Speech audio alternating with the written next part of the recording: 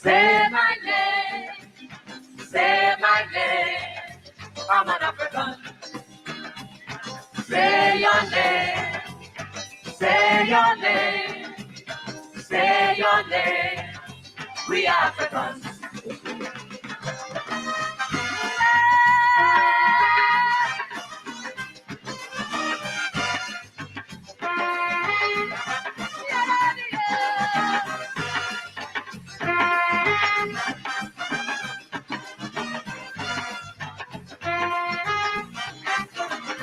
Do you have the information or a simple explanation? Tell me who gave who the authority so to change my name, my identity, to replace the brave of fair queens of life to the lives of misery and strife. You with your pale mind, you with your weak heart, no respect for human blood sacrifice or ancestors fed to the plantation. Say my name, say, I'm an African. Say your name. We Africans for survival. We need a revival. For survival, we need a revival. Turn it down. That's the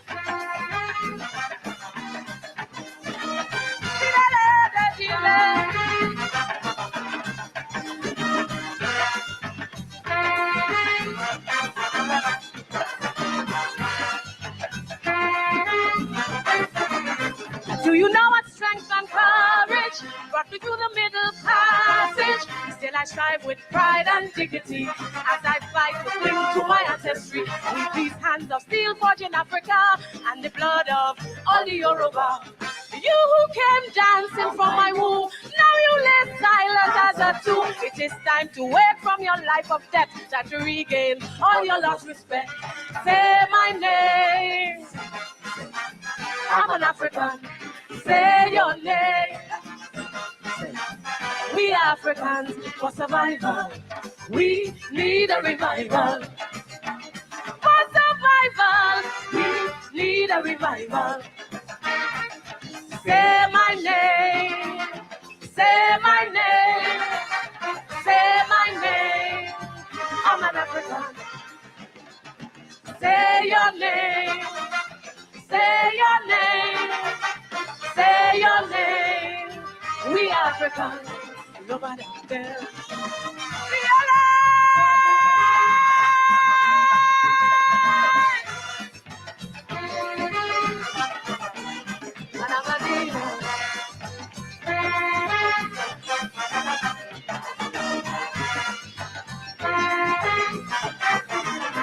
As I walk this global domain, within single blood in my veins, I shall call the children of Makeda to protect the name of our forefathers. We must never bow our proud heads again, but must stand firm in the face of pain.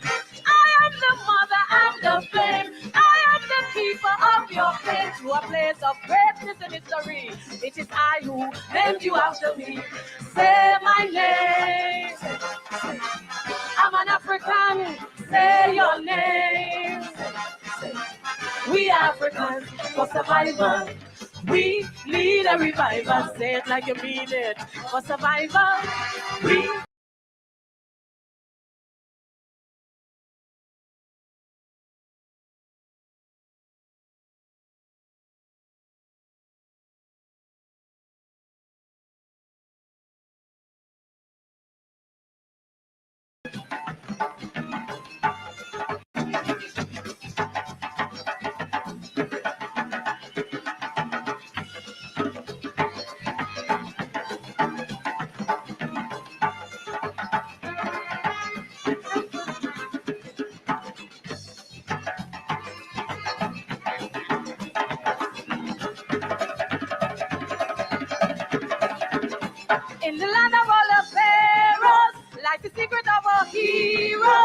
you search, you'll find your true history and the names of all those who pardoned me. Writings on the walls cannot be denied. Rights for freedom, spreading far and wide. Out of this land came gods and kings, spreading their power on the wings of the might and glory of Africa. Now I hear them calling from afar.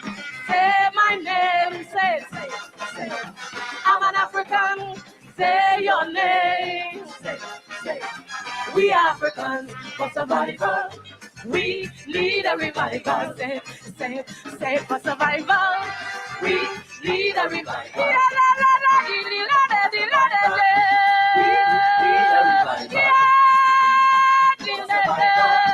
We need a revival. We need a revival.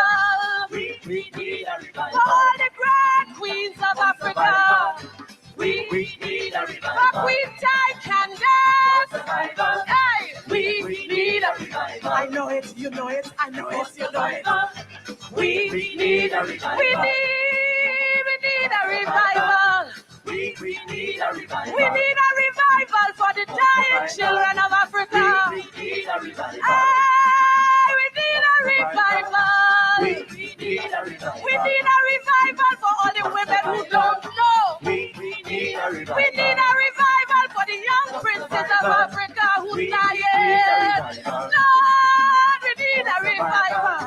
We need a revival. We need a revival.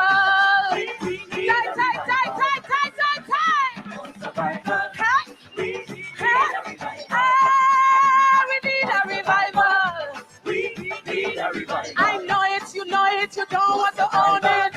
We need a revival. We need a revival. We need a revival.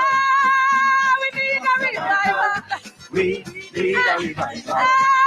We need a revival. We need a revival.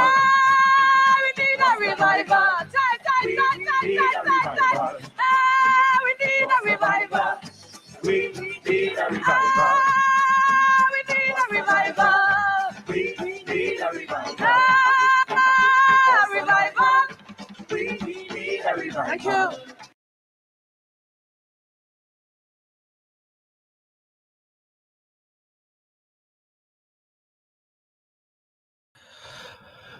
Mic check 1 2 1 2. Must want to know if the people them can hear right. So if you can hear right, let me know so you can hear right. You know what I mean? Before I go any further, you know? You know, see it. Yeah. Want a signal from the chat. Let the people them know say, you know, I can be heard and all these things. Much appreciated if you could do that for me. You know what I'm saying? Just any signal, just for confirm, say the audio I come through loud and clear. You know what I mean? All right. Give thanks, Brother Delani. Bigging up Lady Divine. Bigging up Leo. Bigging up Everything is Everything.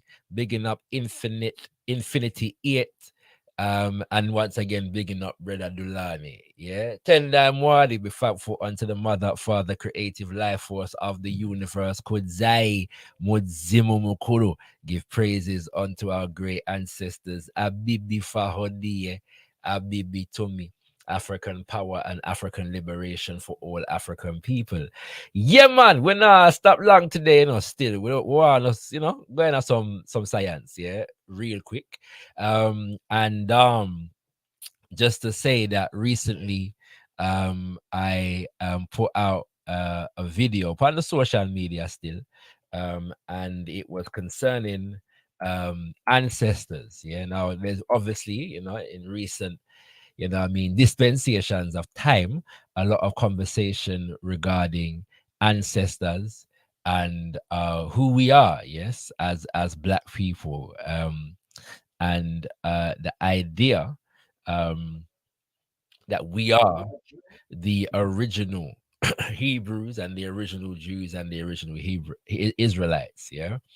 And so in respect of that narrative is the idea that these are our original ancestors, and we are descendants of Abraham, Isaac, and Jacob. And so in the video, because it was less about Abraham, Isaac, and Jacob than it was about the names that I called after that. And so I named some name, yeah. You know what I'm saying, of some ancestors coming from various different African cultures and languages, yeah.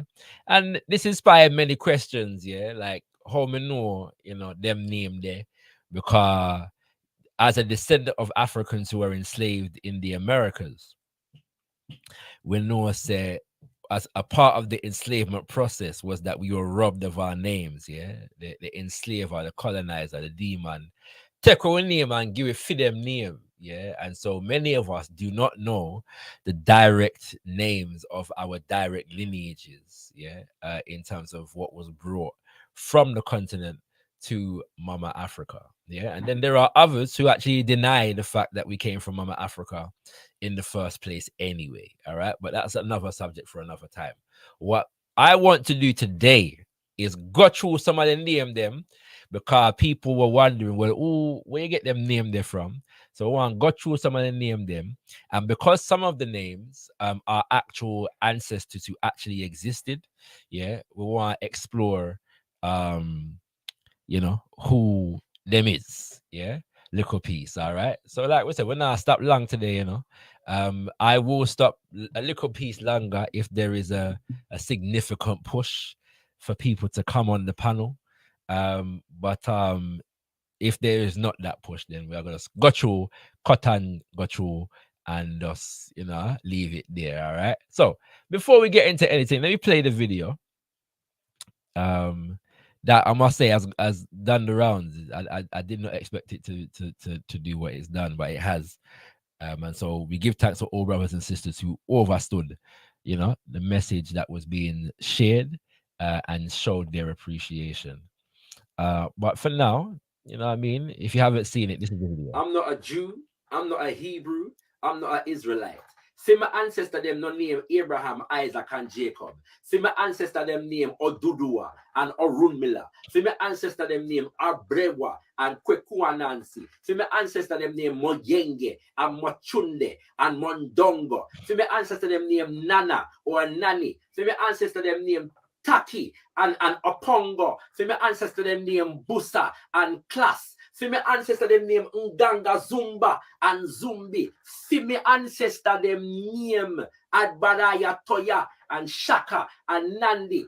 Them are the name of my ancestor them. We not beg nobody else's ancestor. And furthermore, we not give praises to no divine being, but don't recognize and can't understand the name of my ancestor them. Oh, I'm not a Jew. I'm not a Hebrew. I'm not an Israelite. See my ancestor them no name Abraham, Isaac, and Jacob. See my ancestor them name Odudua and Orunmila. See my ancestor them name Abrewa and Kwekuanansi. See my ancestor them name Moyenge and Mochunde and Mondongo. See my ancestor them name Nana or Nani. See my ancestor them name Taki and Opongo. See my ancestor them name Busa and Class. See my ancestor them name Nganga Zumba and Zumbi. See my ancestor them name Adbaraya Toya and Shaka and Nandi. Them are the name of my ancestor them. We not beg nobody else's ancestor. And furthermore, we not give praises to no divine being, but don't recognize and can't understand the name of my ancestor them. Oh. All right, so that's the essence of the video that was put out there, yeah. And let me start Yasso, yeah, because a lot of people, by the way, we got God of Jacob in the place, and I'm not being facetious here. There is a brother that we know as God of Jacob who's in the chat and saluting. So we got yourself, my brother. And yeah, so let me start Yasso. So one of the questions that people asked me was, which tribe, yeah, you're coming from? How you just a fling out pure different name from different so-called tribe, yeah, and all of these things. And the answer to this question should be obvious, all right, but let me put it out there for those who don't seem to understand certain things. All right, I am an African descendant of Africans who were enslaved in the Americas. Okay, there are various different groups of people, African people, who were enslaved in the Americas. There are no Africans in the Americas who come from one individual people group, because we were all enslaved together. People from different people groups had children, and people from the offspring of those unions had even more children with the offspring of other unions from different people groups, and so on and so forth. Okay.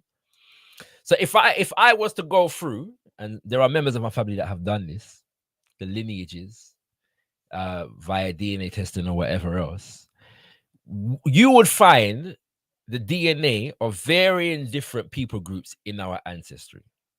Okay.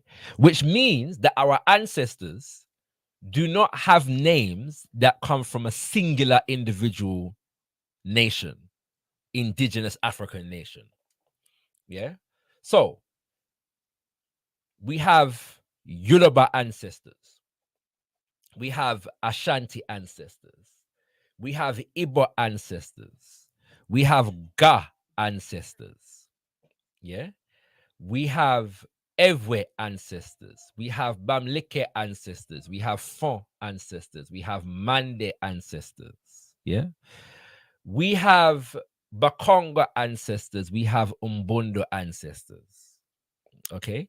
And then we even have some ancestors, because there are a few of us who were enslaved and brought from um South East Africa, places like Mozambique and so on and so forth. So we even have ancestors from those regions over there. So, okay. All right. So this should be obvious. Yeah. But for some reason, there is a group of people out there that feel like you should be able to identify a lineage as an enslaved African from one particular people group. Yeah. This is a lack of understanding of the history. But the interesting thing about that one is I watched a video, and if I can find it, I'll play it for you, of a brother from Nigeria who did a DNA test, and he found his DNA test results very interesting, because it showed that he had uh, ancestral linkages with brothers and sisters and groups from another part, yeah, of Africa, and I'm forgetting exactly which part they came from. Um, but the point is that even a lot of the people groups that we identify were new or recent, let's say, in history, in terms of that specific formation. So the Yoruba, or the culture that becomes known as Yoruba, existed for hundreds and maybe over 1,000 years, but doesn't become consolidated as Yoruba until a later period. Yeah, you have groups like the Dogon, who are made up of different groups of people who migrated to that area of what is today called Mali.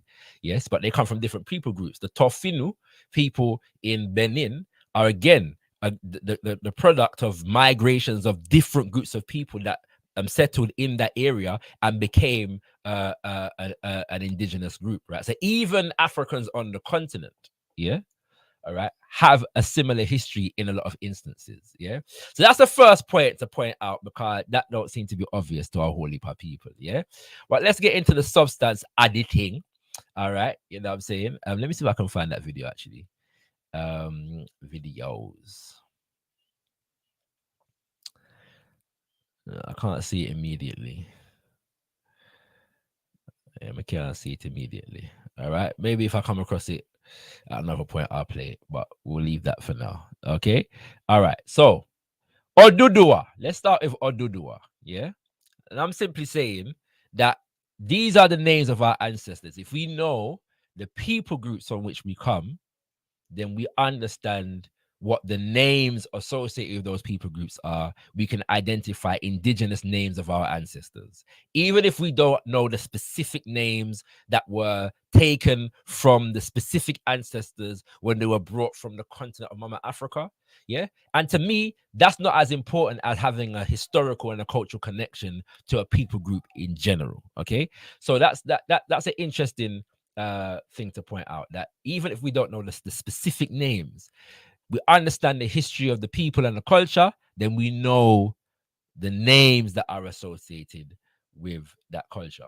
At the same time, even though the white man did take where enough of our name them, enough of our names were preserved. It's the reason why we have names like Kwaku in the Caribbean and the Americas in general, Kojo and Nana and Efia, yes, and Coffee. Yeah, for example, one of the ancestors who is famed for buying a ship to repatriate Africans in the United States of America to West Africa is named Paul Coffee. Yeah, Coffee is an Akan name. Yeah, there are ancestors among the Maroons in various different parts of the Caribbean, but maybe mostly associated with Jamaica, more famously associated with Jamaica, called Kojo. Yeah, and Europeans often spell that Cudjoe. Yeah, and within more formal Akan spelling, you will spell it either Kojo. Yeah, or there's a few other variations like Kodwo. Yeah, you know what I'm saying, and that kind of different thing. All right, but these are names that we have. Yeah, you have Akong Pong, yeah, which is one of the names of the maroon villages in Jamaica. Akong Pong is also an Akan name. All right. So I'm saying that we even have these names among us, yeah. And not for we don't know where them come from. All right. But I said Oduduwa. Now, Oduduwa, what is or who is Oduduwa? Yeah. Let's get into that and how I'm identifying Oduduwa as the name of my ancestor. Yeah. Okay. So the actual justification for this is quite simple. Oduduwa is the name of the progenitor, or he who is said to be the progenitor of the Yoruba people. And the Yoruba people are among the most populous groups of people to have been trafficked into enslavement. Okay. All right. So let me make sure. Okay, you can see this. Yep, you can see it. So this is taken from an essay called A Historical Study of Yoruba Religion by E.A. Adegbola. Yeah, this is just an explanation of who Oduduwa is. Yeah, and it's not as simple as Oduduwa being the progenitor of the Yoruba, as we shall see. All right. By the way, this essay is contained in a book called "Traditional Religion in West Africa" which is edited by the author of this particular essay. All right, E.A. Adegbola. Okay, so Oduduwa, the spread of the Yoruba people to different parts of southwestern Nigeria and of Dahomey has been explained in the myths by accounts of the local migration of Oduduwa's 7 children, what the people were called at that time, or what they called themselves. History does not tell. So what he's saying here is that at that time they didn't refer to themselves as a group of people as Yoruba. Yes. Okay, but they were not then called Yoruba. Under different circumstances, they called themselves the sons of Oduduwa or Enyo, yeah, which it means people. Some translate Enyo, like the literal meaning is means chosen people, interestingly enough, especially because of this subject, yeah, the chosen ones, yeah. Um, as in human beings are the chosen ones, yeah. Or Olukumi, my friends. Okay, this is how people refer to each other as groups. All right, various versions of the Yoruba creation story exist. They all assume a direct traffic between heaven and earth. This is the cosmology now. So that Yoruba creation stories all speak of a creation by agency. From the stories narrated by different elders and cult leaders, E. Alademomi Kenya has made a composite version combining an Oduduwa story, an Orisha story, and a bird, hen, or dove story. These elements could very well have been the nuclei of three different independent creation stories. Yeah. So bear in mind now, when we get into the cosmology, we understand that indigenous African cosmologies are dynamic forces. Yes, they develop and evolve with the conditions and the evolutions of the people. So we're not dealing with a dogma, yeah, that say, well, this is how the earth was created, yeah, and it must go so because the religion says so. And also it go, yeah. These are understood to be metaphorical and allegorical, and they shift and develop and so on and so forth. And they also describe and define people's relationship to each other, people's relationship to the earth, and people's relationship to the divine. All right. Two particular traditions are outstanding, though they have frequently been conflated into one. Of the two, one gives prominence to Oduduwa as the first man. The other gives pride of place to Orunmila. I'm going to get into Orunmila in a second. In either case, the first man came down from, they say, heaven. Yeah. Now, this is a misnomer in the sense of the fact that the word that in Yoruba that will be used is Orun. I'm not going to go into why that is. Just note that, yeah. But the word would be Oro, which doesn't mean heaven in the concept of how we understand heaven from a Christian or a Judeo-Christian mentality. All right, but that's a small point for today's discussion. Yeah.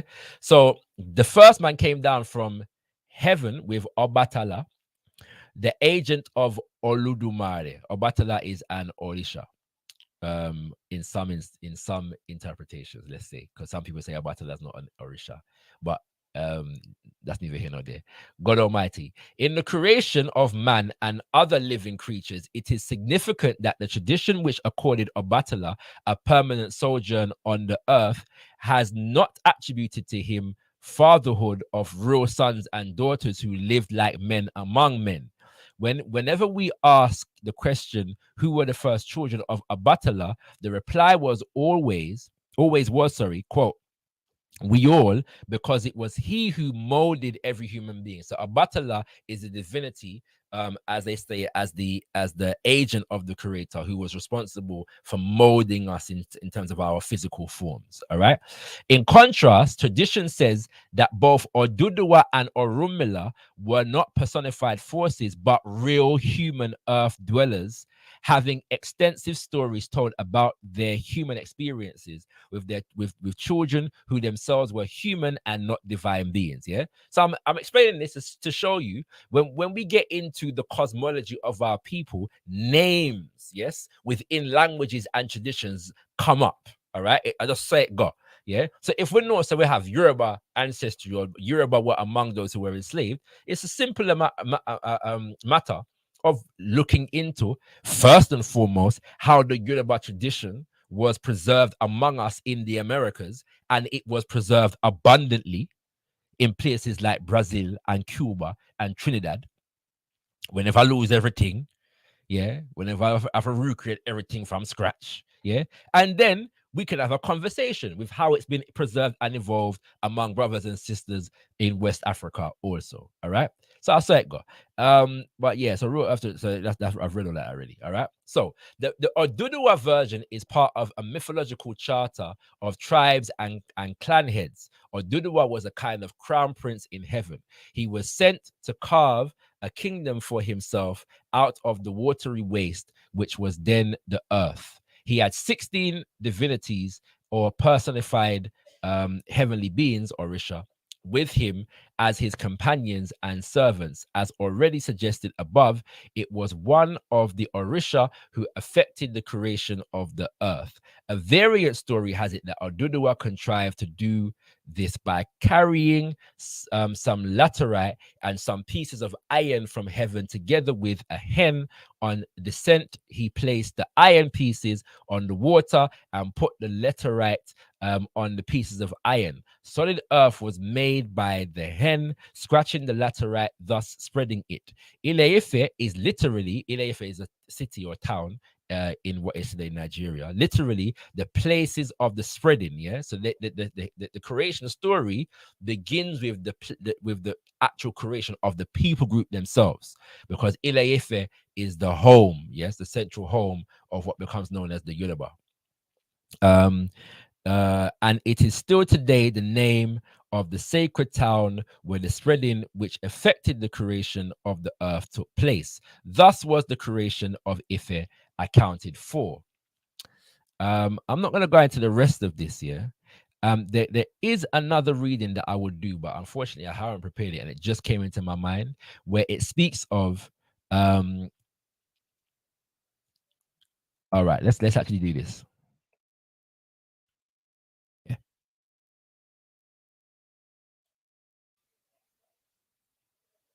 Okay.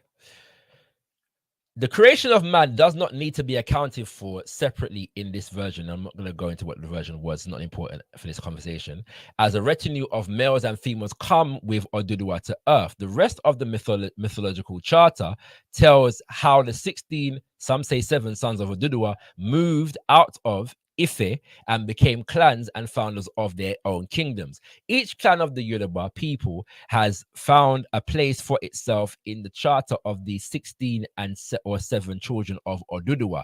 Belief in Oduduwa as a progenitor of the Yoruba people has had the effect of binding together the Yoruba people wherever they may be found. The founders of one of the strong political parties in independent Nigeria, the Action Group, first formed an association for the children of Oduduwa, Egbe Omo Oduduwa, as a cultural organization to provide a sentiment springboard for the political party. According to another group of stories, Oduduwa migrated from somewhere in the region of the lower Nile, the Nile Valley, and the historical evidence of particular migrations has been shown to correspond with the oral tradition. For example, Biobaku suggests 2 waves of migrations to bring the Yoruba from their original homes in the Upper Egypt or beyond. The first migration, according to this suggestion, was part of the Krissa migration in the 7th century AD, which settled the Yoruba around Ida and in the Ekiti country.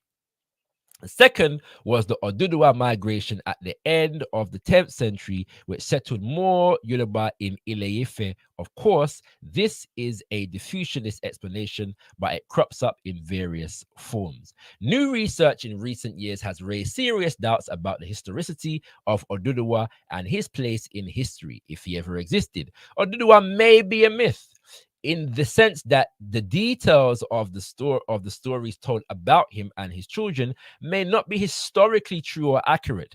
Be that as it may, it still remains historically true that the myth has created the Yoruba people and some of their neighbors. The question of the truth in religious historical research has to distinguish between historicity of particular events and the history of the impact of particular religious beliefs. For the latter case, it is not essential to stop to prove the historicity of the events which constitute the elements of belief. What is important is to recognize that the belief is held by people at a particular point in history or over a particular period in history, and to look for the possible functions the belief had served or the influence it has exercised. Yeah. So this is kind of relates to what I said already. All right. That we're not dealing with a dogma that suggests that this has so it God must go like this and so on and so forth. Yeah. In terms of the creation of the earth. All right. Now, what I was explaining a minute ago is that there are various different versions of Oduduwa. Yeah. And there is even a female Oduduwa. Some say that the original Oduduwa, and there is evidence of this in the Ile-Ife, which is the sacred text of the Yoruba people, yeah, that Oduduwa was female. Okay, and then there are male Oduduwa. Yeah, so it's possible that Oduduwa is not one individual, but a composite of various individuals, and is represented by the personification of an individual in that sense. There's more that could be said on this. The point is that Oduduwa is an indigenous name of the Yoruba people. All right, that should make sense to anybody. Yeah, you know what I'm saying. So we'll also highlight that fact there. Yeah, and going on some things. Yeah, so that's where the name Oduduwa comes from, and the concept of Oduduwa. So when we say Oduduwa and Orunmila, Yeah, that's what we're referring to. Now, as it relates to Orunmila, I'm not going to stop long on this one. Just to say, reading from the book, the Handbook of Yoruba Religious Concepts. All right, and the chapter is Orunmila in the Ifa corpus. And the Ifa corpus, sorry. Orunmila is deemed the prophet of the Yoruba religion and culture. It was he who developed and expounded upon the system of esoteric worship known to this day as Ifa. Through the study of human nature and divine nature, Orunmila saw the dual levels of potentiality. So that dual levels of potentiality existed. Through him, we understand the study of animate and inanimate, manifest and unmanifest, visible and invisible worlds, leads to the fundamental understandings of self, ontology, and that these fundamentals understandings bring about the evolution of human spirit, which in turn encourages divine behavior, worldly progression, and expanded cosmology. Yeah. So Orunmila is the primary principal prophet of the Yoruba spiritual inclination. All right. Another ancestor. Okay. So when we say Fimi ancestor them name Oduduwa and Orunmila, that me I talk about. Yeah. And the significance of these people or characters in the history of that specific lineage where we come from. Yeah. Me say, for me ancestor them name Kwekua Nancy and Abrewa. Yeah. All right. Let's start with Kwekua Nancy. Yeah. Okay, we're gonna start with Anansi. Yeah, these are names. Now, with that early section, yeah, I'm actually dealing with those ancestors or names of ancestors that are associated with cosmology and spirituality and mythology, even in fact. Yeah, because this relates to the people's sense of our own origins. Yes, so this is the, if we was to put it in, and there are Christians who believe that Adam and Eve are not literal personages but symbolic in that respect. Yeah, and this might be similar, to draw a parallel that people may be aware of. Okay, but the point is that these are the names that come from the culture. Yes, and because we are not used to elevating African names to the realm of the divine, a lot of people have problems with what may I say in this video. Yeah, so may I highlight and going like right here now. You know, see, all right. So let's get into Kweku Anansi. Now, it should be obvious to most people that we have Anansi story in the Caribbean and even in North America. Yeah, and we're going to get into that at the moment. But Anansi is a name, okay? Anansi is a name, and Kweku is a name also, right? Okay, so we're going to go Yaso, yeah? And this is taken from the Encyclopedia of African Religion. Okay, the Encyclopedia of African Religion, as edited by Mambo Amamazama and Molefeketi Ashanti. All right. Anansi is the name given to an Akan character who has become famous throughout Africa because of his insight, intelligence, and wisdom. One finds the names Anansi, Art Nancy, Anansi, Hapanzi, and Nanzi used for Anansi as well. He is one of the most important figures in the pantheon of cultural icons among West Africans. In actuality, Anansi is the functional aspect of the Almighty Creator, Nyame, and therefore may be seen to carry out the will of Nyame on earth. Yes, remember I said I was dealing with ancestral names that have a cosmological significance. Yeah, he is able to perform many duties that are often attributed to it, Nyame. Thus, Anansi can cause rain to come, flowers to blossom, and maize to grow. He can prevent disasters from occurring to villagers. Along with his wife, Aso, another name from the culture of the Akan people, Aso, yes, Anansi can change form and may be depicted as human. Although his normal form is a spider, and Anansi in the Tree language literally means spider. Yeah.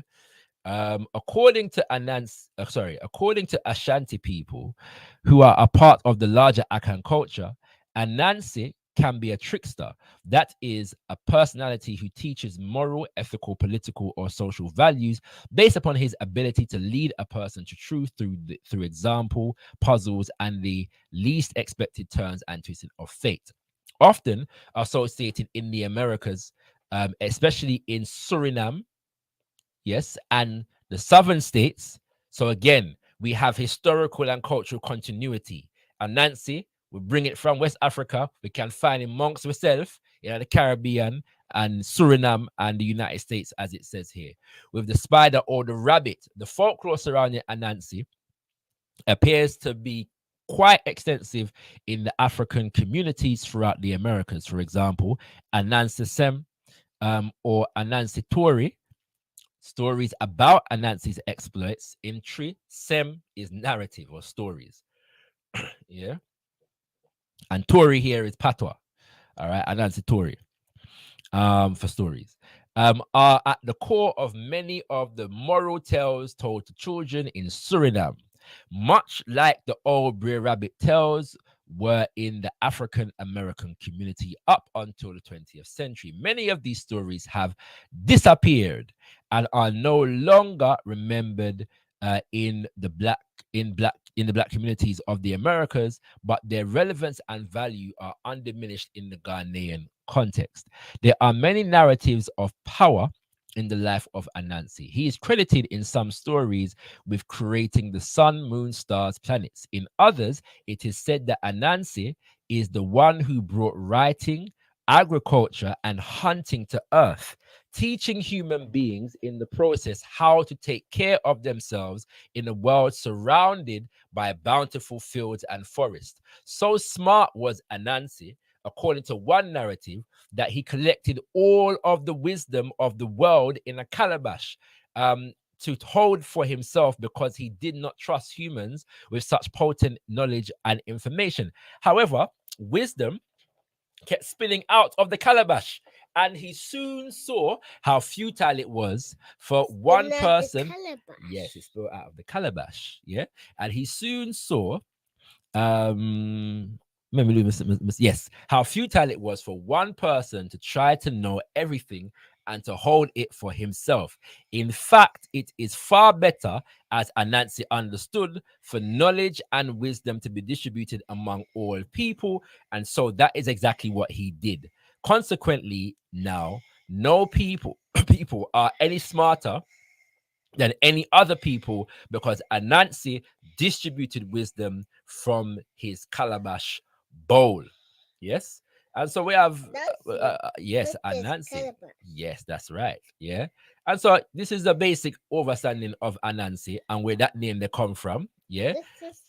That's a good. So we know say Anansi is a name among the Akan people. And then we have Kweku. Yes. All right, now let me just do a thing right now because we've got Kweku and Nancy.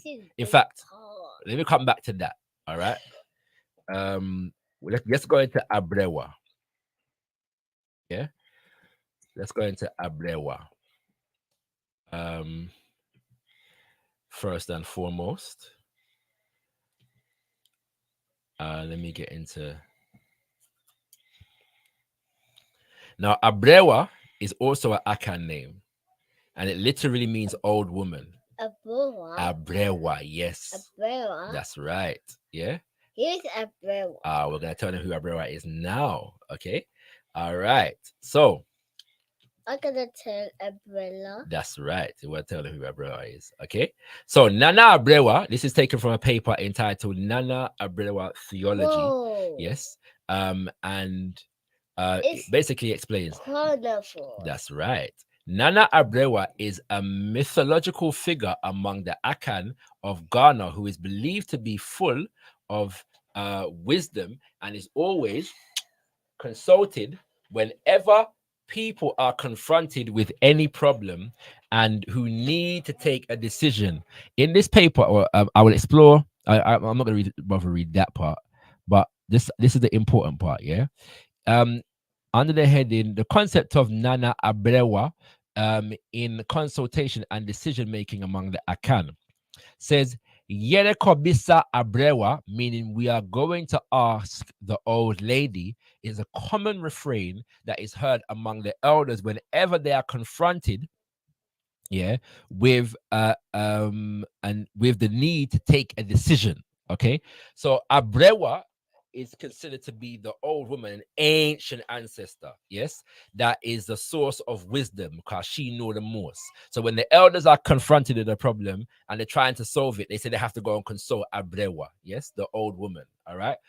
There's all kinds of stories associated with Abrewa also, and she is in some narrative also linked with the concept of Asaseya, yeah, Mother Earth. Okay, so we've heard some names here like Kweku or Kwaku, Ya, um, um, Kwame, yes, and so on and so forth. Yeah. So what's that about? Yeah. Well, we have some understanding of the fact that these, yeah, and I could go more into Ablewa. There's more to be said, but we're not stop long today. We can go into them things a little more at another time. Yeah, but these are all names associated with the Akan language and culture. Wikipedia article. Yeah. So Akan names. The Akan people of Ghana frequently name their children after the day of the week on which they were born and the order in which they were born. These day names have further meanings concerning the soul and character of the person. Middle names have. Middle names have considerably more variety and can refer to their order of birth, twin status, or ancestors' middle names.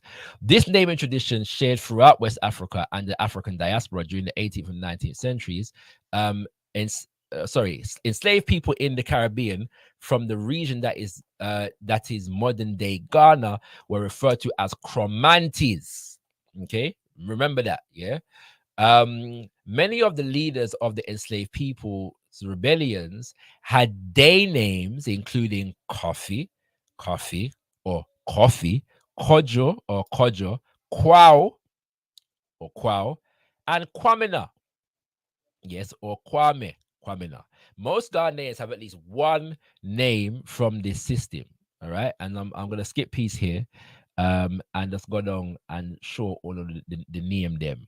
Yeah, so we have name associated with Sunday, Kwesi, or Akusua, or Essie, depending on the dialect. Yeah, that is being spoken. Monday, yeah, sorry, Sunday literally is Quesidia, yeah,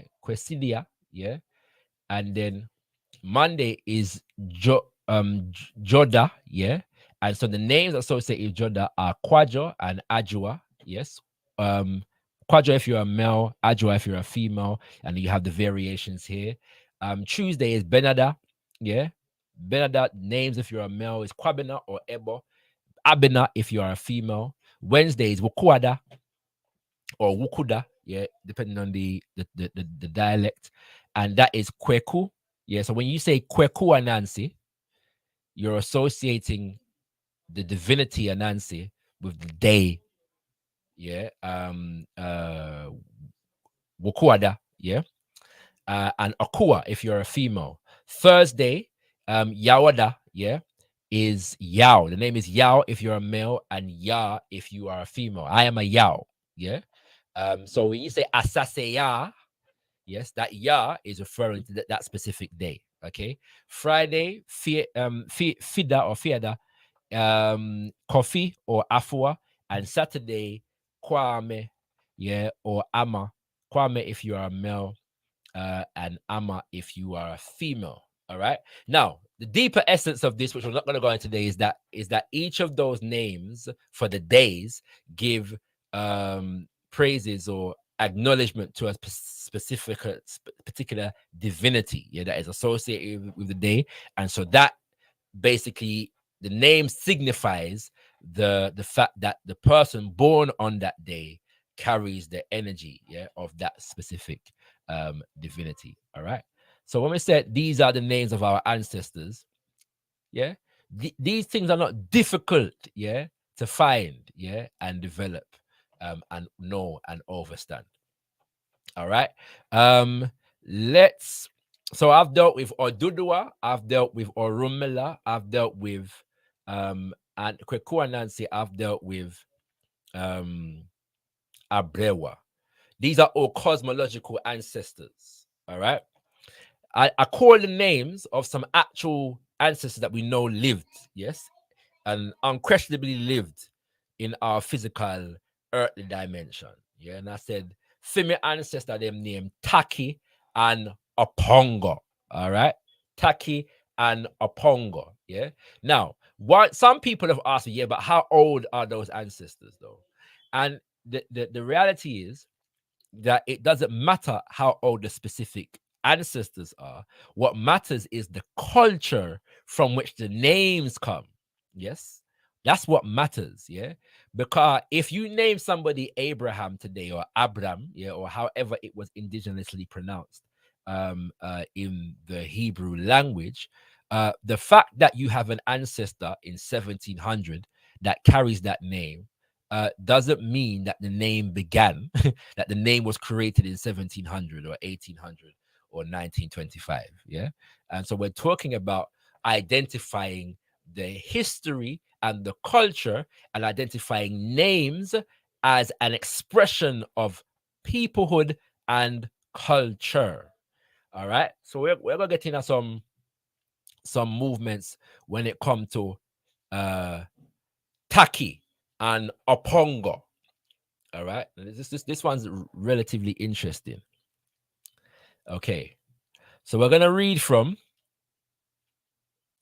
a book by the name of Taki's Revolt. Yeah, by a brethren called Vincent Brown. All right. Taki's Revolt. Wager, he says, also known by his African name, Aponga, was a leader of the largest slave rebellion in the 18th century British Empire. But long before taking his part in the Great Jamaican Insurrection of 1760 to 1761, commonly called Taki's Revolt, he had been on a remarkable odyssey. Aponga had been a military leader in West Africa during a period of imperial expansion and extensive warfare there. During this time, he had been a notable guest of John Cope, a chief agent at the Cape Coast Castle, Britain's principal fort on the Gold Coast. Captured and sold at some point in the 1740s, Aponga became the property of Captain Arthur Forrest of His Majesty's ship Wager. Yeah. So in British history, Aponga is called Wager, but he gets the name Wager because Captain Arthur Forrest, who was the captain of the ship Wager, named him after the ship Wager. Yes, from which he was earning his wages as an enslaver. Yeah. So Captain Arthur Forrest of his HMS Wager, who renamed him for the Royal Navy warship. Yeah. So this I'm highlighting this because this is the process, the kind of process through which, yeah, many of us lost the names of our ancestors. Our names were replaced, yeah, by the enslaver for all kinds of European names, yeah, and quote unquote Christian names that were biblically associated because Christianity was the religion of the enslaver. Okay. All right. Wager came into bondage to forest plantations in the Westmoreland Parish, yeah, which is on the western side of the island of Jamaica. In the west, where there is more land. All right. Where he again encountered John Cope, who had retired to his own Jamaican estate. Occasionally, Cope would entertain his acquaintance from the old world, laying a table for weekend visits, treating the slave as a man of honor, and insinuating that Apongo would one day be redeemed and sent home. Whatever understanding there was between the two men did not outlast John Cope's death in 1956. In the ensuing years, Wager, Apongo, began plotting and organizing a war against the whites and awaiting an opportune moment to strike. Yes, taking advantage of Britain's 7-year war against its European opponents, Wager and more than 1,000 other enslaved black people on the island engaged in a series of uprisings which began on April the 7th, 1760, and continued until October of the next year. I'm going to skip some pieces. All right. Let's actually do this part here. Considering the extent and secrecy of the plan, the multitude of the conspirators, and the difficulty of opposing its eruptions in such a variety of different places, wrote one planter who lived through the upheaval, this revolt was, quote, more formidable than any hitherto known in the West Indies. According to two slaveholders who wrote histories of the conflict, the rebellion arose at the instigation of an African man named Taki, yeah, who had been a chief in Guinea. Okay, so these are two Africans, yes, and Taki was coming out of St. Mary, the parish of St. Mary, what is now called St. Mary in Jamaica. So one was in St. Mary, which is more eastern but like central, yeah, and one was coming out of Westmoreland, okay, which is west of the island, yeah. Yeah, these two Africans were leaders in what is referred to as Taki's rule, but both of them were born on the continent of Africa, yes, and was organized and executed principally by people called Coromantes or Cromantins, which as remember I said to you to note that name, yeah, from the Gold Coast, the West African region stretching between the Como and the Volta rivers, who had established a reputation for military prowess. Slaveholders knew these Africans to be rebellious, and their notoriety has endured to this day. All right. So there's that. Yeah.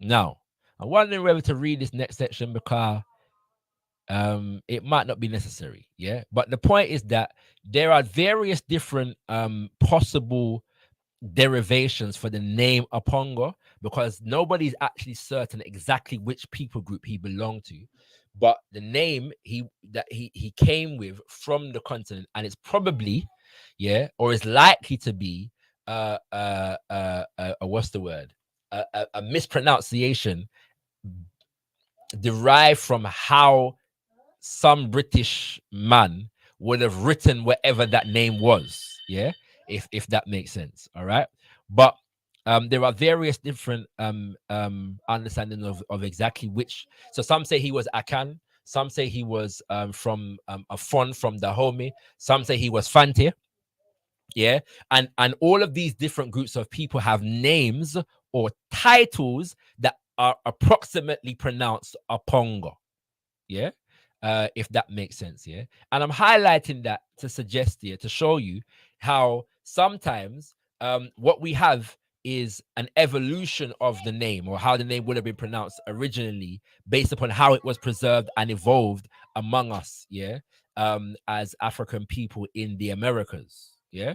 So we just have to know that, yeah, and understand that that's also a way in which our names were preserved and evolved in the Caribbean. For the sake of time, we're not going to read the next section. Yeah, we're going to go forward. So that's what I say. For my ancestor, them named Taki and Apongo. That's what I'm referring to. Yeah. Very quickly, Adbaraya Toya. Yeah, let's get into Adbaraya Toya.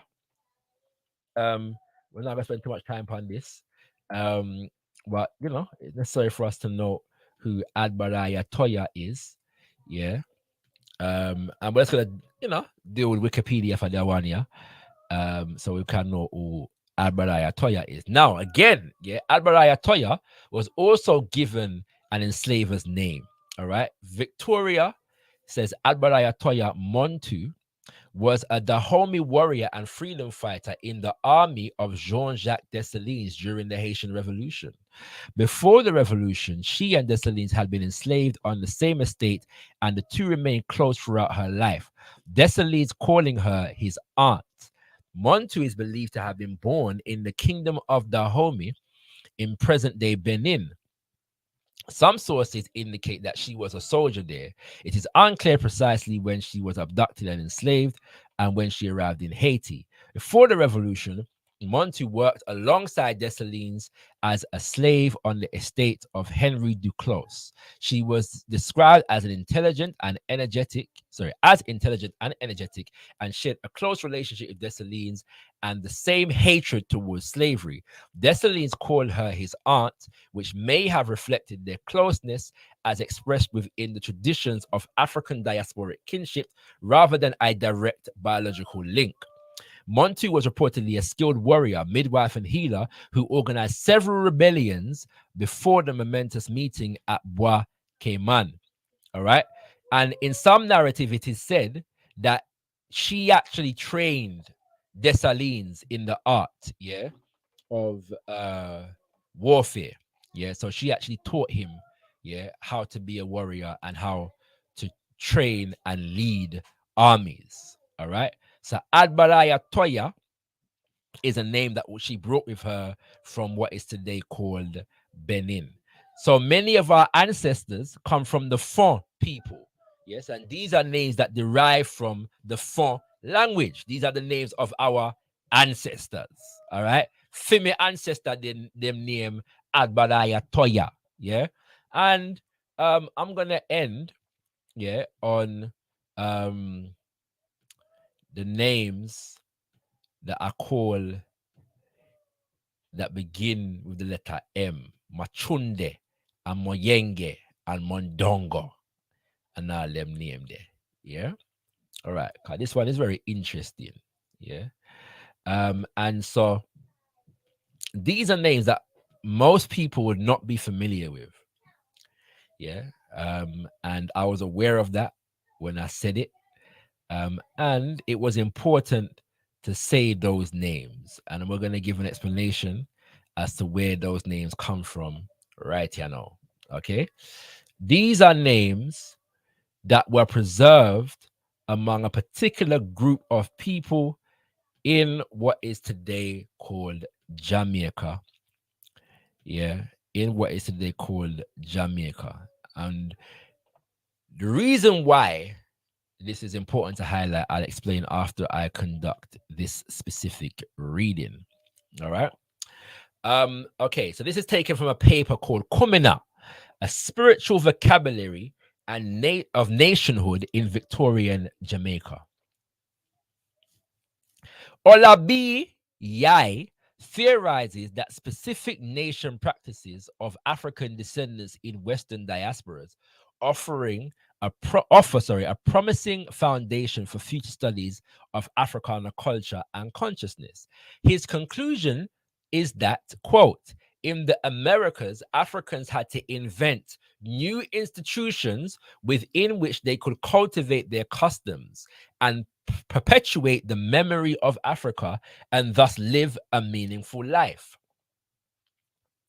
Cabildos de Nación in Cuba, which were associations of Africans based on cultural affinities, Afro-Catholic lay brotherhoods and sisterhoods in Brazil, and more importantly, religious institutions such as Candomblé in Brazil, Santeria in Cuba, and in Cuba, Santeria, the deeper forms of it are often referred to by other names like Regla de Ocha. Yes, and Ocha is an evolution of the term Orisha. Yeah. So Santeria or Regla de Ocha in Cuba, Kumina in Jamaica, and the African American Church in the United States are prominent instances of such invented institutions. Let me just big this up a little piece more so everybody can see a little piece more clearly. All right. Okay. Yai, yeah, Diane Stewart goes on, is on point when he includes Kumina in his thesis because mirroring social organizational patterns of their kin in the visible world, quote, the African gods are from tribes and nations. Yeah. So we have names associated with divinities, and those names that are associated with divinities are also representative of people groups, of so-called tribes and nations. Okay, this unnamed informant went on to explain to anthropologist Joseph Moore the significance of Manuka Vola and the definitive nations comprising the Kumina community. Yeah, so an anthropologist by the name of Joseph Moore is doing some research among the people them, the Kumina people them. Yeah, and this unnamed informant tells him this: take Manoka Vola. He is a great ancestral spirit who now is so strong, he become a strong earthbound god of the whole Congo nation. There are 5 divisions or groups in the Congo nation. We got Moyenge, who Manuka Vola serves since he is the head of this group. We got Machunde, we got Conga, we got Mondongo, we got Mumbaka, yes, honored as a tribal head and renowned for his rainmaking abilities. Manoka Vola or Manoka Mvula, hailed from Morant Bay. He was established in Johnston, near, an area near Duani Penn, when he died in 1928 around the age of 80. This celebrated ritual specialist was most likely assumed a leading role in Kumina ceremonies among later generations of liberated Central Africans who took up residence in post-emancipation Jamaica. For Vola is remembered as a very old African born in Africa. Remember, I say him died in 1928, you know, at the age of 80-something years old. Yeah, so that means he was transported to the Americas, to Jamaica, in the 1800s. There were still Africans being transported to the Americas in the 1800s. Yes, we have to bear that in mind. All right. And I'm going to read one more section to highlight this little piece further. Same article from the same essay. An ironic juxtaposition existed between the British Empire politics of sovereignty and the nation, that of the Kumina nation. While the ever expanding Victorian British Empire sought to absorb African nations into its colonial polities, under various arrangements in the late 19th century, Central Africans in Jamaica and other African exiles in the Caribbean and the Americas did not abandon their own nation politics. They engaged in nation building practices that held currency for them as enslaved and colonial subjects, discovering their potential to self-govern even while toiling under British imperial governance. These nation practices, including holding native judiciary courts, hosting coronation pageants, and assuming royal titles. Certainly, Queen Victoria died without ever knowing the names and power of the late 19th century, that's the 1800s, commoner queens. These women, their names now lost, were predecessors of figures like Queenie Espute, which is one of the commoner queens in the 1900s. I can't remember exactly what period. Yeah, who reigned in the mid 20th century over the Central African Jamaican linguistic related nations of Moyenge, Machunde, Congo, Modongo, and Mumbaka. Yeah. And so with these are all names of what I refer to as salt water bongo. Yeah. And so these are the names of ancestors who were born in Africa. The saltwater bongo then means that the people them that travel over the saltwater, the Atlantic Ocean. Yeah. And established the Congo nation in the Americas. All right, that them I say. Yeah. So these are names of our ancestors. Okay. These are names of our ancestors. All right. I'm gonna share one more thing on that particular subject. Yeah. Hold on there, because there's some more information that is housed in an essay that was co-written by Baba Kimbwandende Kiabunseki Fukiao.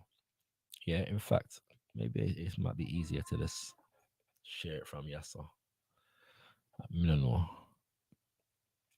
Baba Kimbwandende Kiabunseki Fukiao is a Bakongo now ancestor. Yeah, at the time the article was written, he was an elder, and he did some work alongside a European, Kenneth Bilby, yeah, anthropologist who was studying these things, and brought on Baba Kimbwandende was there to solidify and establish the linkages between names and terminology and culture among the Congo nation in Jamaica with indigenous Bakongo tradition as it had been preserved and evolved in Central Africa. All right. Give me a second because this particular essay is not up upon my thing. So I'm gonna put it up in a sec. All right. Um and just demonstrate something from that something there. Uh okay, here we go. Yeah, so I hope ones and ones appreciate where I'm going with this. Yeah, we are, as Africans from the diaspora, literally, yes, the descendants of Africans who spoke various different languages and carried various different names into the Americas. Yeah, these are our names, and these are the names of our ancestors. Yes, these names come from actual ancestors who existed and also conceptual, mythological ancestors, yes, who were associated with cosmological principles. Um, Let me see where we are going now.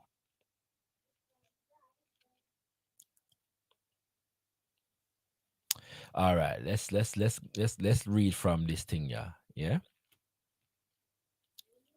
I hope ones and ones appreciate what me I say, what me I do. Right, you know. All right. So to start, the essay is called Kumina, a Conga-based tradition in the New World. Yeah, by Kenneth Bilby and Fukiao Kiabunseki, also known by his full name, Kimbwandende Kiabunseki Fukiao. As we can see here, it says the ancestral presence. Yeah. If Kumida possesses a single most organizing principle, it is the continuity between the ancestral dead and their living progeny. In the earlier serious study of Kumina traditions, this was characterized as a family religion. In another article, it is noted that membership and organization of African Kumina centered around relationships and neighborhoods. The dead, as well as the living, are counted in active membership in religious life of the community. This is indeed the crux.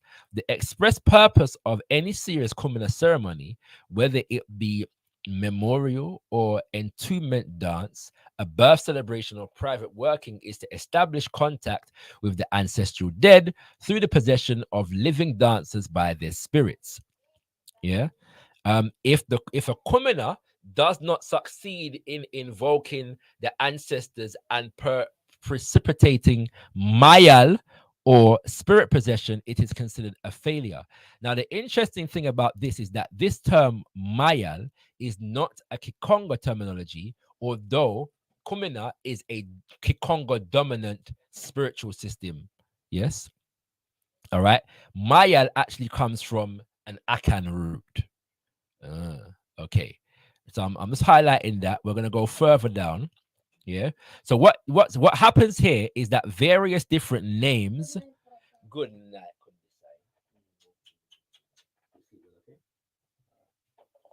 All right.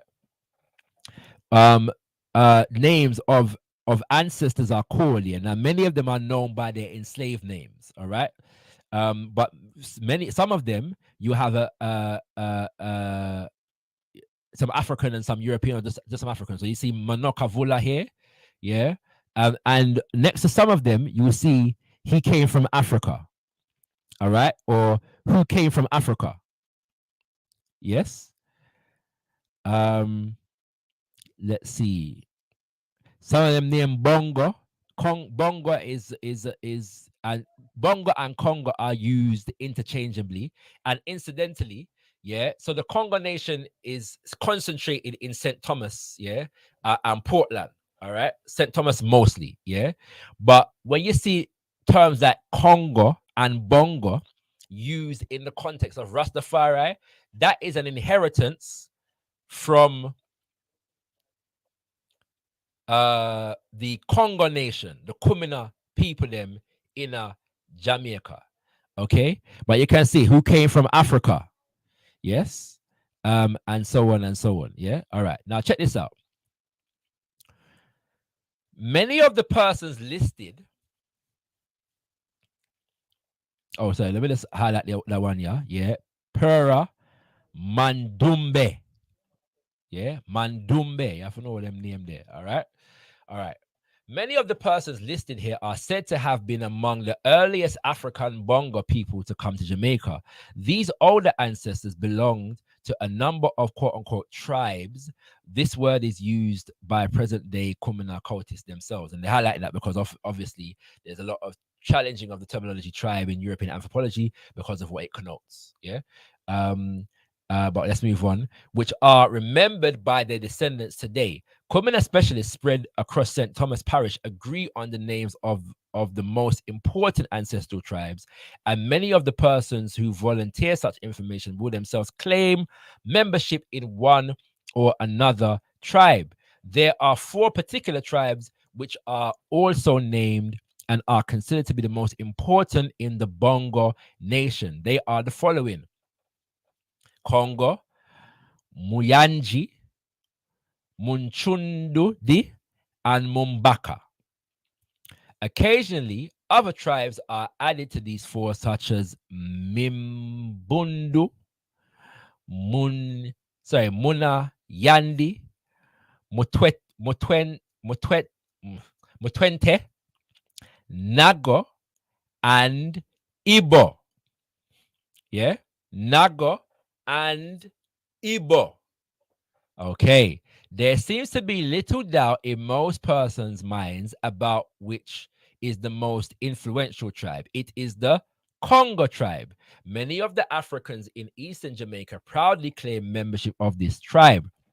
There is a certain prestige attached to the label Ring Congo or Ring Born Congo, Real Born Congo, or True Born Congo, and they are applied only to those who come from a long line of Kumina devotees and are very knowledgeable in the Kumina tradition. In fact, the Conga tribe is sometimes said to encompass all of the other tribes, and the Congo nation is sometimes held to be synonymous with the Bongo nation, the entire African nation which practices Kumina. Yeah. It is felt that virtually all the Kumina ancestors are related in some fashion to the Congo tribe. All right. Now you would have seen that Nago and Ibo were mentioned a minute ago. Yeah. Let's see. The primacy of the Congo tribe in Kumina is also consistent with the historical data on the demography of 19th century African immigration to eastern Jamaica.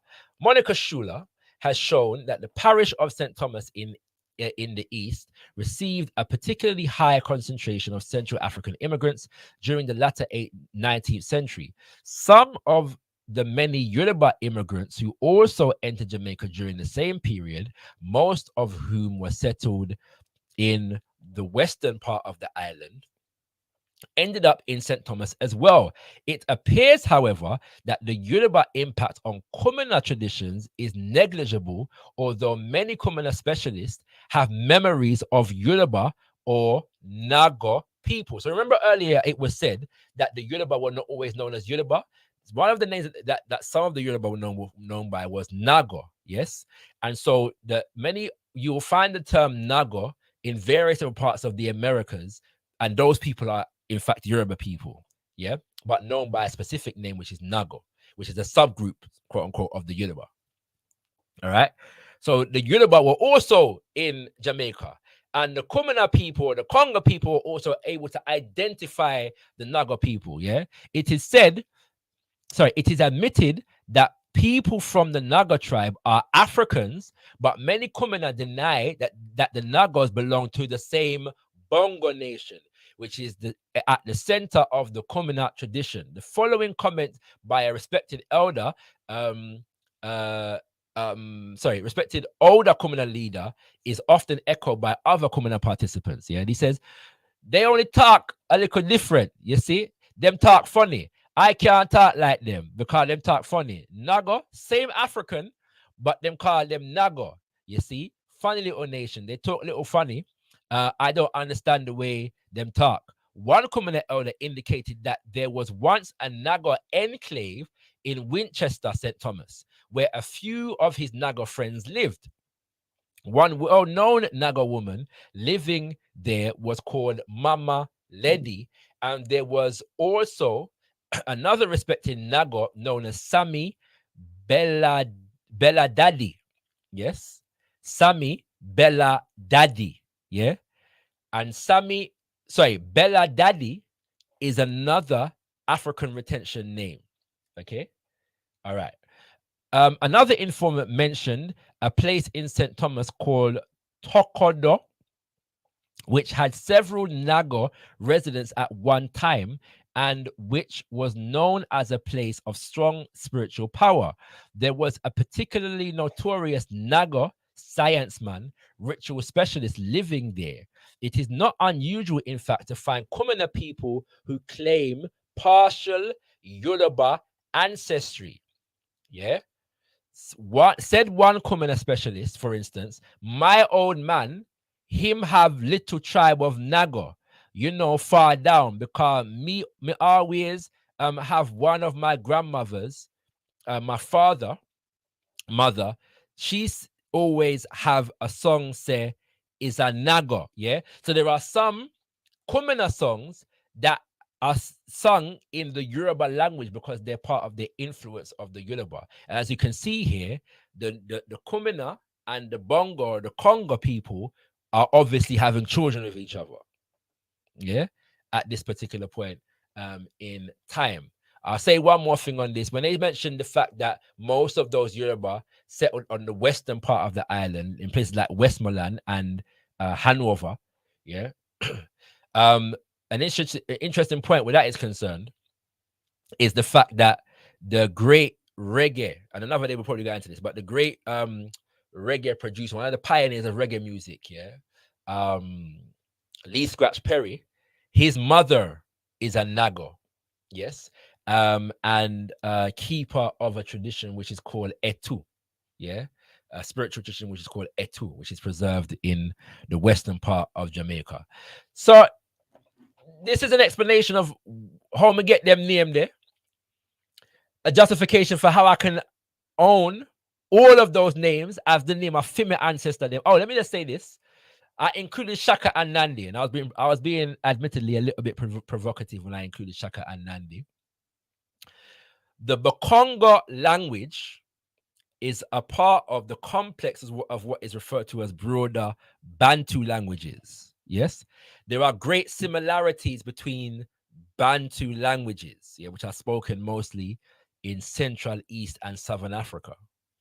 Okay, so I threw in Shaka and Nandi, which are ancestors of the Zulu people, to demonstrate the fact that those names are not exclusive to the Zulu, because the language is not exclusive to the Zulu. There are many words and many names and terminologies and spiritual understandings that are shared across all of the so-called Bantu languages.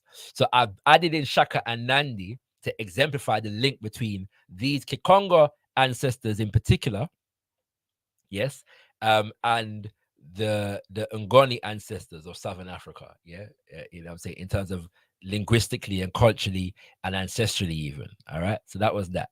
Yeah, so that's that, family. Yeah, me done this, so you know what I'm saying. I hope ones and ones appreciate the explanation and the breakdown. Yeah. And so big up to Unwade, yeah, my brother Unwade in the building. You know what I'm saying? I know, so this name business is like me, and I love the name business. Yeah. So do check out our brother. Bigging up Melanated Goddess. Yeah, says my Akan name is Amma. Yes, indeed. Yes, indeed. Big up to King Gold also. You know what I'm saying? Give thanks, my brother. Appreciate you also. And Nyame Ubuntu. Yeah, bring up yourself as well.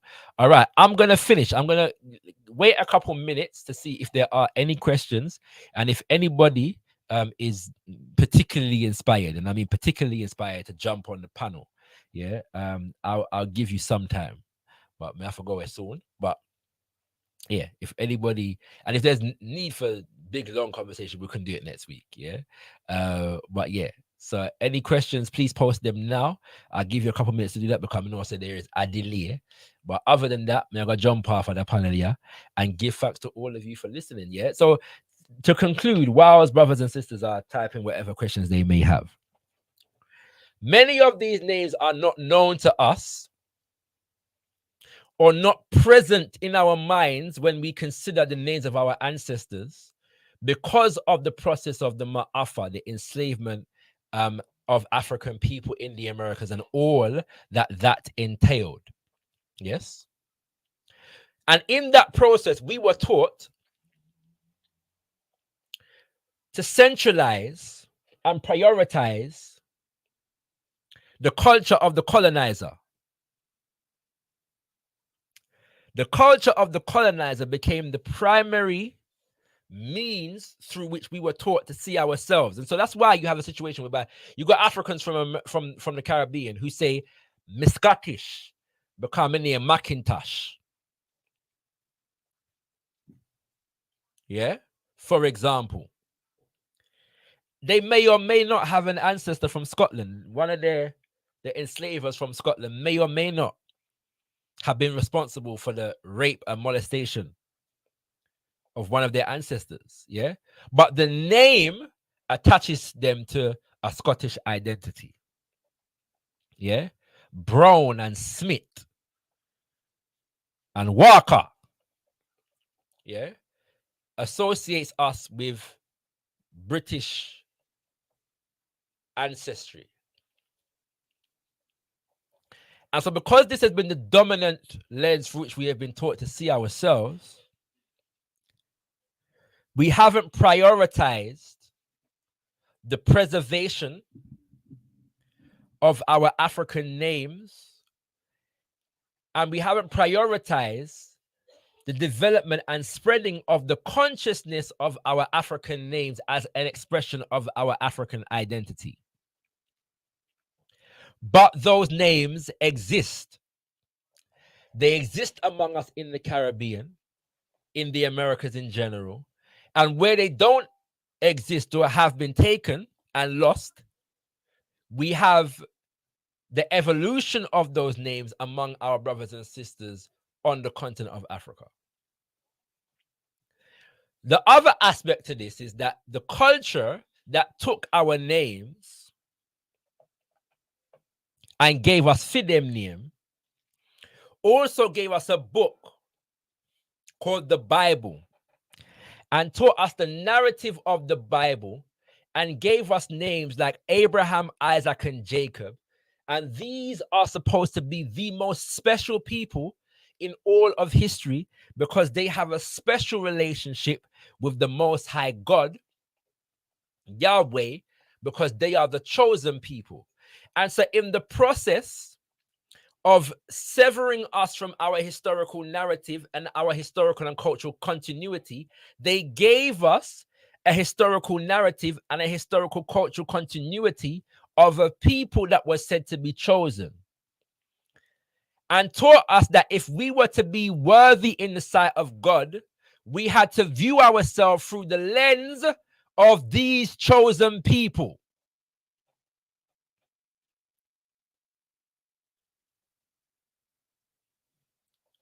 So because of that, the emphasis on the veneration of the names of our indigenous African ancestors, the preservation of those names, and passing those names on to our children begins to take on less and less significance. But not the context for its lessering significance is in part, me mention Taki and Aponga. After that 1760 rebellion, because of the role that indigenous African spiritual systems played in the organizing of that 1760 rebellion known as Taki War, what became referred to as Obia begins to be banned in Jamaica and throughout the English-speaking Caribbean, throughout the Caribbean in general. So Obia becomes the terminology for referring to indigenous African spiritual systems and culture in general. The names of our divinities and deities are illegal. The names that we would use to name our children, because of their association with our indigenous spiritual systems, which we just use to kill off the slave master, the criminal enslaver, are now criminalized.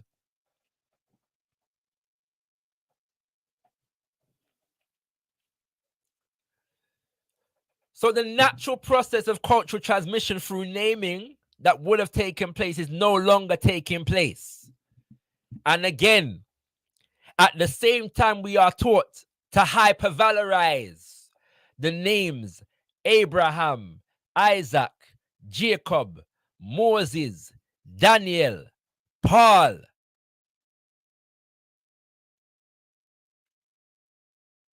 Joseph, Solomon,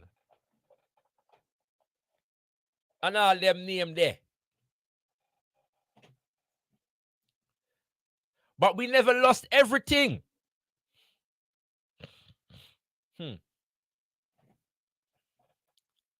So if we want to know our indigenous names, all we have to do is delve into our indigenous culture as we preserved it and evolved it in the Americas, and as it is preserved and evolved on the continent of Africa, and elevate it within our consciousness, and understand that these are the names of our ancestors,